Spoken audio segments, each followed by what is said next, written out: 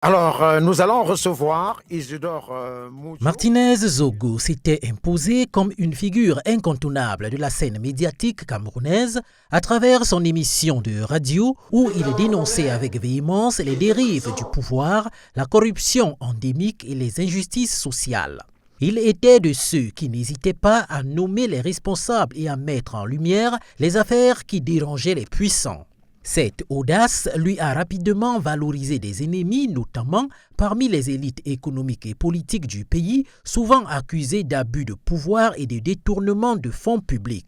Zogo représentait la voix des sans-voix, le regard critique qui osait. Mais dans un contexte où la liberté de la presse est régulièrement étouffée par la censure et l'intimidation, sa détermination à dénoncer les pratiques corrompues l'a conduit sur un chemin dangereux.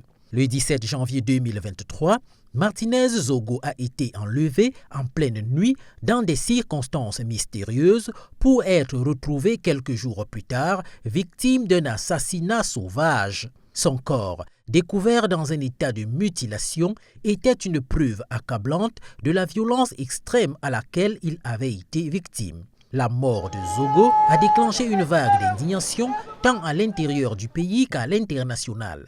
Des organisations de défense des droits de la presse comme Reporters sans frontières ont immédiatement dénoncé cet assassinat et exigé une enquête indépendante pour que les responsables soient traduits en justice.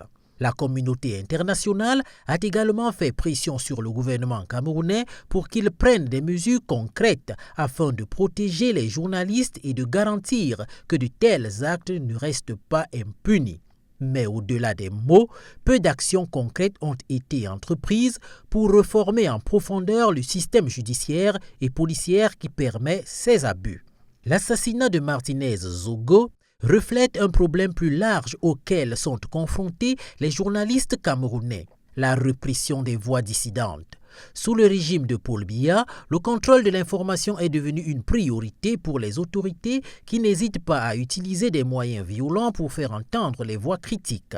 Des journalistes qui osent s'aventurer sur des sujets sensibles tels que la corruption, la mauvaise gestion des fonds publics ou les abus de pouvoir sont souvent menacés, arrêtés ou, comme Zogo, victimes d'assassinats. Ce climat de peur pousse nombreux d'entre eux à l'autocensure. La mort de Zogo interroge également sur l'avenir du journalisme au Cameroun.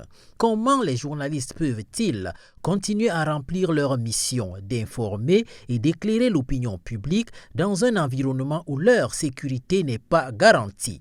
Comment les médias peuvent-ils jouer leur rôle de quatrième pouvoir dans une démocratie en péril où l'État, au lieu de protéger les droits fondamentaux, devient parfois un oppresseur?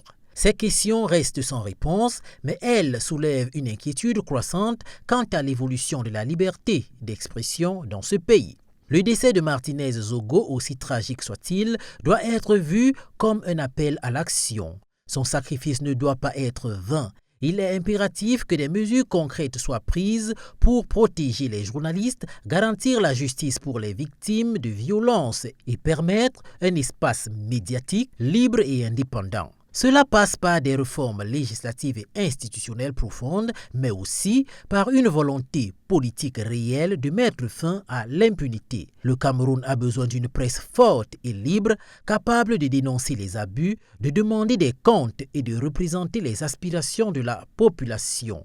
La mort de Martinez Zogo est une perte immense pour le Cameroun et pour la liberté de la presse. Cet assassinat est le reflet d'un système où les voix critiques sont brutalement réprimées. Mais à travers son combat et son sacrifice, Martinez Zogo continue de porter la flamme de la vérité et du courage. C'est à nous, à la société civile, aux médias et aux autorités de s'assurer que son combat ne tombe pas dans l'oubli et que son héritage inspire une nouvelle génération de journalistes à défendre les valeurs de justice et de liberté.